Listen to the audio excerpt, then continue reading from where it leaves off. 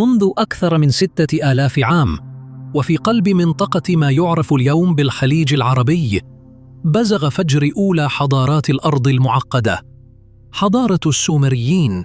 وسط السهول الطينية لبلاد الرافدين ولدت اللغة ونحتت الرموز، وسجلت أولى المعارف على ألواح من الطين، ألواح لم تروي لنا فقط قصص البشر، بل حملت معها حكاية النجوم والكواكب وبدايات الكون. في مكتبات منسية وسط أنقاض نينوى ونيبور اكتشفت مئات الألواح الطينية، رسائل، عقود، أساطير وعلوم. لكن من بين كل تلك الوثائق برزت مجموعة من النصوص غريبة في مضمونها، مدهشة في دقتها. تقول تلك الألواح إن السومريين كانوا يعرفون أن الأرض تدور حول الشمس، قسموا السماء إلى 12 برجاً، وتحدثوا عن كواكب لم نكتشفها إلا بعد آلاف السنين.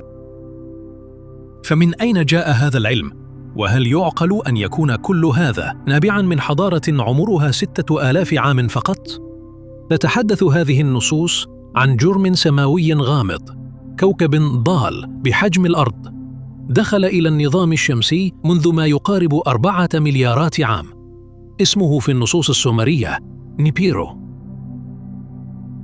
بحسب ما تم تفسيره من الألواح، دخل نيبيرو بسرعة 65 ألف كيلومتر في الساعة، ووقع في قبضة جاذبية الشمس، لكنه لم يكن كالكواكب الأخرى، دار في مدار معكوس عكس عقارب الساعة تحت تأثير الحقول المغناطيسية. بدأ النظام الشمسي بالاهتزاز، وتأثر كوكب تيامات أكثر من غيره. تشققات، اضطرابات تكتونية، ثم انفجار عنيف قسم الكوكب إلى نصفين. النصف الأول ومعه قمره غادر إلى مدار جديد ليصبح ما نعرفه اليوم بالأرض. أما النصف الآخر فتفتت إلى شظايا صغيرة شكلت ما نسميه اليوم بحزام الكويكبات بين المريخ والمشتري.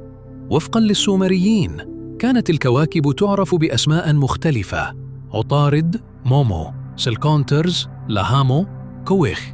المريخ لاهامو، المشتري كيشار، زحل أنشار، أورانوس أينو، باربر أينو، نبتون آيا، بلوتو هاها، والشمس كانت تعرف إيبسو.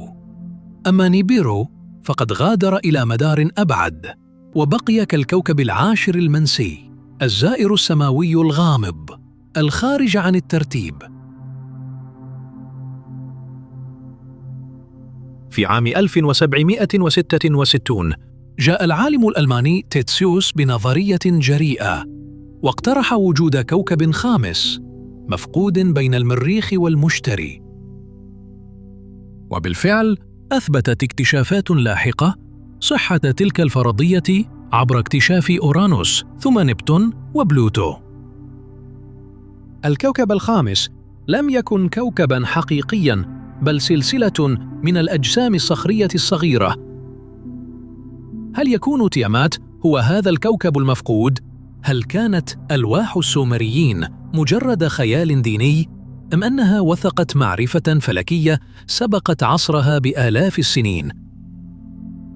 هل كان نيبيرو واقعاً، أم مجرد رمز لحدث كوني لم نفهمه بعد؟ في ذلك الوقت لم يكن أحد قد فك طلاسم الألواح الطينية السومرية بعد. بقيت الحقيقة المدفونة حول كارثة كونية أصابت كوكباً يدعى تيامات طي النسيان. وبينما كانت هذه المعرفة السومرية مجهولة للعالم، ساد في أوروبا أسطورة مشهورة تروي مأساة فايتون ابن إله الشمس الذي سرق العربة الذهبية المقدسة دون إذن لينطلق بها في الفضاء، تجرها خيول نارية لا تروض، لكن فايتون غير القادر على السيطرة عليها خرج عن مسار والده المقدس، فاندفعت العربة تحرق الأرض وتحوله هو إلى رماد. كانت تلك بحسب الأسطورة كارثة كونية هزت الأرض. ومع بداية السبعينيات أظهرت الحسابات الفلكية وجود كوكب خامس مفترض في النظام الشمسي تعرض لانفجار كارثي قبل نحو 16 مليون سنة، لكن لغز هذا الدمار بقي غامضاً. من أين أتى؟ ولماذا؟ أطلق العلماء منذ أيام أولبرس على هذا الجرم المفقود اسم فايتون تيمناً بالأسطورة اليونانية، لكن المفاجأة كانت في أن السومريين سبقوهم إلى معرفة أعمق. لقد أطلقوا عليه اسم تيامات، وربطوا نهايته بجرم سماوي آخر أكثر غموضاً، نيبيرو. لم يكن نيبيرو عربة أسطورية، بل كوكباً حقيقياً يحتمل أن يكون أحد أجرام ما وراء بلوتو، وهو ما حاول العلماء اكتشافه دون جدوى. رغم الفشل في رصده، كانت هناك مؤشرات محيرة، فمنذ ثمانينيات القرن الماضي بدأت المسارات المحسوبة للمركبتين الفضائيتين بيونير وفوياجر تنحرف بشكل غير مفسر، كما لو أن قوة جذب غامضة كانت تؤثر عليهما. وقد بيّنت الحسابات أن مصدر هذا الانحراف هو جرم غير مرئي يقع خلف مدار بلوتو على بعد نحو 50 وحدة فلكية من الشمس. وفي عام 1997 أعلن علماء الفلك الأمريكيون عن اكتشاف كوكب صغير على حافة النظام الشمسي. لم يمنح اسماً آنذاك، لكن كثيرين تساءلوا: أهو نيبيرو المفقود؟ الكوكب العاشر في سجل السومريين، وفي سجلات جامعة كامبريدج ظهر اسم الجرم TL66 بقطر يبلغ 490 كيلومتر وكتلة معتبرة، يسلك مداراً بيضوياً حول الشمس مقترباً منها أحياناً، كما لو أنه يعود من أعماق الفضاء ليعيد كتابة تاريخ كوني منسي. فهل نعيش الآن على أطراف قصة قديمة أم في بدايتها؟ ورغم أن الفلك الحديث لم يعترف رسمياً بوجود كوكب يدعى نيبيرو، فإن فرضية وجود كوكب تاسع أو عاشر في النظام الشمسي لم تختفي من أبحاث العلماء. في عام 2016 نشر باحثان من معهد كاليفورنيا للتكنولوجيا هما مايكل براون وكونستانتين باتيجاجين دراسة في أسترونوميكال جورنال طرح فيها فرضية وجود كوكب تاسع غير مرئي يقع في أطراف النظام الشمسي، يتسبب في اضطرابات غريبة لأجسام حزام كايبر مشابهة لما كان ينسب إلى نيبيرو في الأساطير السومرية.